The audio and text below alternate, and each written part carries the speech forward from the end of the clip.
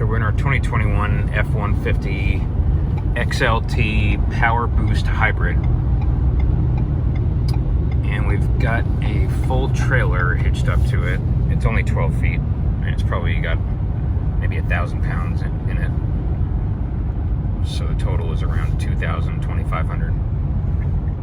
And on the highway, it gets down the highway pretty well. You can definitely tell you got a trailer back there, mostly because the wind pushing it around.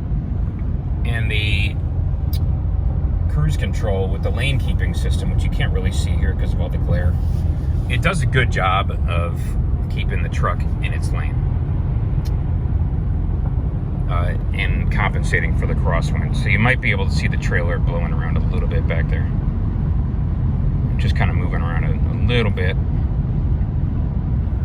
And the lane keeping system, which is driving the car right now, driving the truck, it makes the adjustments to the steering to keep the truck and the trailer centered in the lane and stable.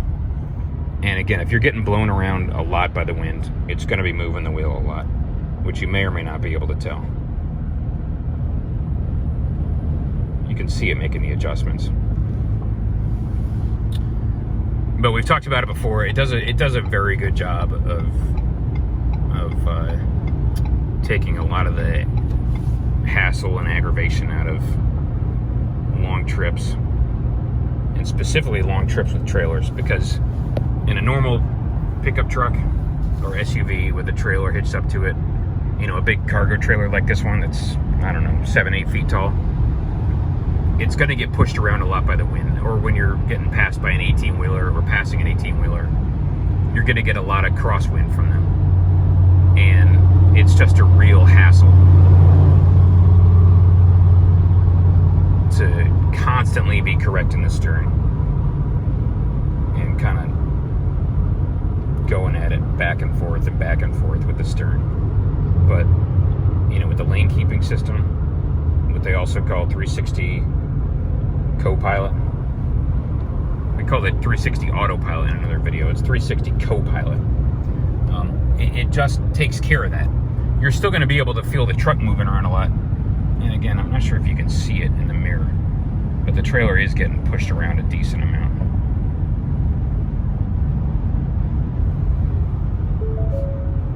And the lane keeping system just deals with it.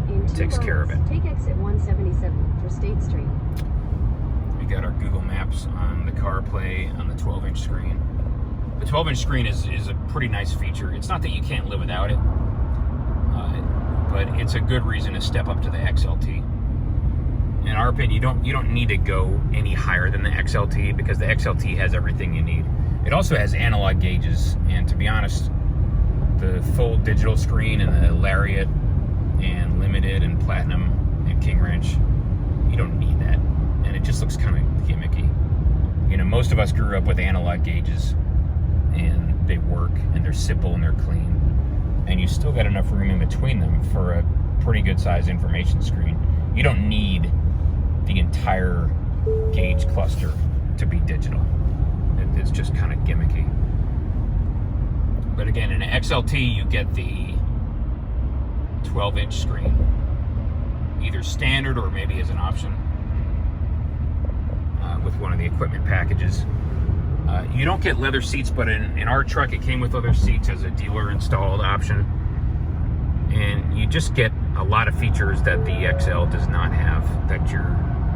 It's not that you can't live without them, but again, the bigger screen and some of the other features. Take exit 177 for State Street. You know, you get used to them, and they're very, very helpful. I don't think you can get lane keeping, if I'm not mistaken. I don't think you can get lane keeping in just the XL. You can correct me if I'm wrong. We saw this before, but you see we're getting off the highway. Cruise control comes off. We're coasting. Exit 177. And then you get onto the brakes, ease onto the brakes, and the engine cuts out. And the transmission, which is still in 8th gear. Turn left onto South State Street. 7th. It's downshifting as we slow down. And if you need to get back onto the throttle to kind of, you know, get through the rest of the off-ramp, you could do so. Sometimes the engine will come on, sometimes it won't. In this case, it did. Turn left onto South State Street. And we're getting ready to turn back on the brakes, and the engine cuts out again. You know, we talked about the hybrid system before. It won't do much, if anything, for you on the highway in terms of saving gas. Because in the highway, you got massive amounts of drag because you're driving something with the aerodynamics of your house hitched up to a trailer with the aerodynamics of a cardboard box. And there's no getting around the fact that this thing is going to have to move a ton of wind out of the way, air out of the way, and that's going to take a ton of fuel. And the hybrid system doesn't do much for you on the highway. In the city, yes, it saves you a lot of gas. I mean, you know, potentially a decent amount of gas. But really the reason to get the hybrid system is... Continue on South State Street for half a mile. ...is the Pro Power Onboard. Because with Pro Power Onboard, you know, you could run your house. You could run your camper.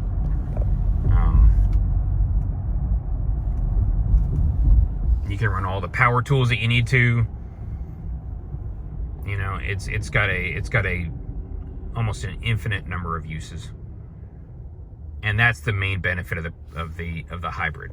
You know, with a non-hybrid, specifically the 5-liter V8 with the regular EcoBoost, and with the, you know, the 3.5 and with the 2.7 EcoBoost, you could get Pro Power on board, but it's limited to a 2.0 kilowatt output, and that's not going to be enough in a lot of cases. You know, that'll run your laptop, that might run a circular saw, maybe a little mini fridge, but when you need to run heavier power tools, it's not going to come through for you. Or if you've got a blackout like they did in Texas, or like you do in Florida every time a hurricane comes through and you lose power for a couple days. No, the standard Pro Power on board that you get with either of the EcoBoost options or with the V8, that will not do a whole hell of a lot for you. If you get the PowerBoost Hybrid, yes, it will run your camper. It'll run your house. You know, the majority of the appliances in most people's normal sized houses. You know, if you live in a mansion, no, it won't run your HVAC because that's gonna suck up, you know, more power just to start your HVAC. It'll suck up more power than this thing will put out. But 7.2 kilowatts will take care of 99% of most people's needs, whether it's running your house in emergency, or running your camper, or running any type of power tools you need to. You could hook up an onboard welder to this thing. You know, it puts out 30 amps of 220 AC. And that, in our minds, is really the only reason to get the hybrid. If you know, the gas savings are more or less inconsequential. Except if you spend a ton of time in the city. If you do a lot of interstate driving, as we do, the hybrid does virtually nothing for you. But again, the Pro Power onboard is basically the entire reason to get the hybrid.